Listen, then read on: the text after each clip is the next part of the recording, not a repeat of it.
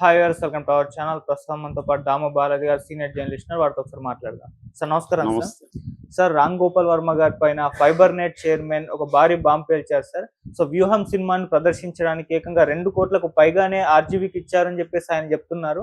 So మామూలుగా మనం చూస్తున్నాం, ఆర్జీవీ గారి పైన కొన్ని కేసులు నమోదయ్యాయి, అరెస్ట్ అవుతారని ఒక పెద్ద చర్చ జరిగింది.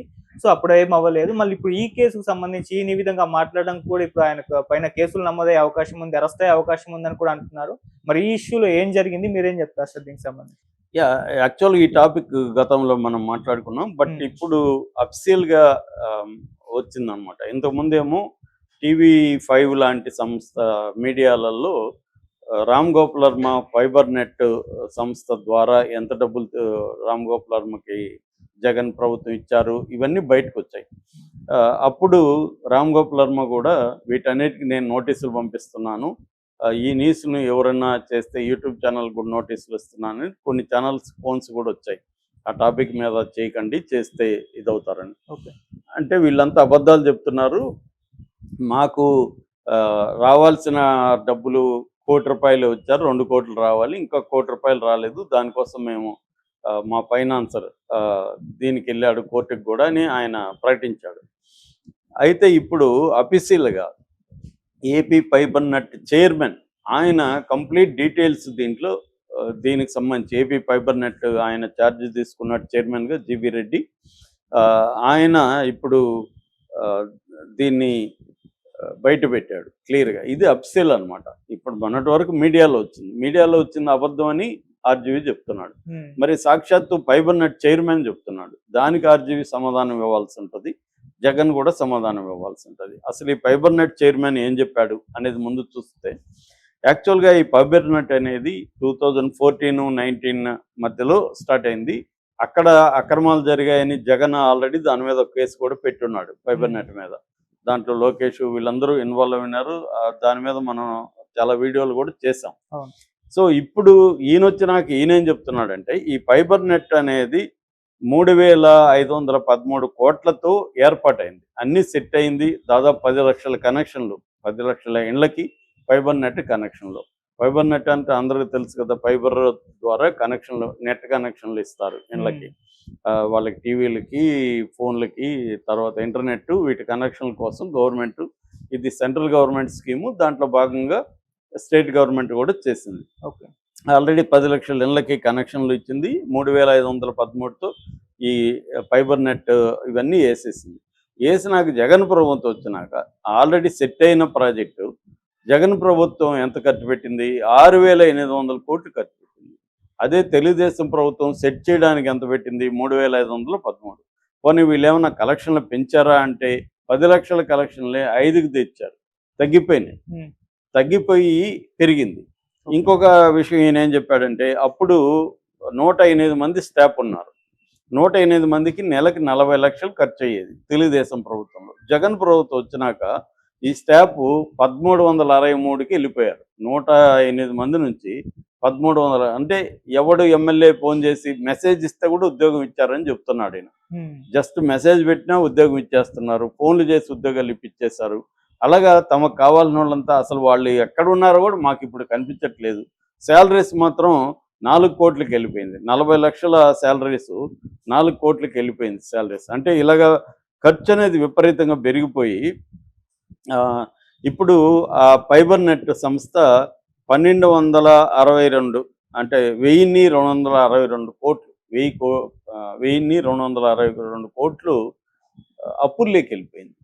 సో ఈ విషయాలన్నీ ఆయన డీటెయిల్గా చెప్పాడు. డీటెయిల్గా చెప్పి ఆయన ఇప్పుడు ఆర్జీవీ వ్యూహం అనే సినిమా, దీని ద్వారా ఇళ్లల్లో టీవీలు ఉంటాయి కాబట్టి ఫైబర్ నెట్ ద్వారా ఒక దగ్గర నుంచి ఈ 10 లక్షలు 5 లక్షల మంది ఇళ్లకి సినిమాని ప్రదర్శిస్తారు. ప్రదర్శిస్తే వాళ్ళు ఎంతమంది చూశారనేది దాంట్లో నమోదవుతుంది.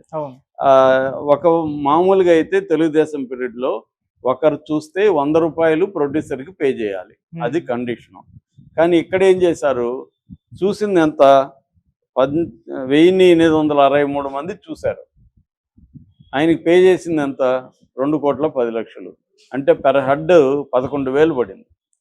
అంటే ఒక్క మనిషి చూస్తే 11,000 ఆర్జీవికి చెల్లించారు. ఇది ఈయన చెప్తున్న జీవీ రెడ్డి చెప్తున్న ఆరోపణ. ఇది ఎక్కడైనా ప్రపంచంలో ఉంటుందా? అంటే చూసిన వాళ్ళే 1800 మంది. 1800 మంది చూస్తే రూ. 10 వేస్తే రూ. 100 వేసుకున్నా 2,00,000 కంటే ఎక్కువ కాదు. 2,00,000 ఇవ్వాల్సిన ఆర్జీవికి 2 కోట్లు ఇచ్చేశారు. అందులో 1 కోటి రిలీజ్ చేసేశారు. ఈ లోపల ఎన్నికల కోడ్ రావడం అంతా అది ₹1 కోటి ఆగింది. కోర్టులో ఉంది. ఒప్పందం ప్రకారం కోర్టు రేపొద్దున ఇవ్వమని అడగచ్చు. అయితే ఇప్పుడు దీని మీద ఎంక్వైరీ స్టార్ట్ చేశారు. విజిలెన్స్ ఎంక్వైరీ జరుగుతుంది.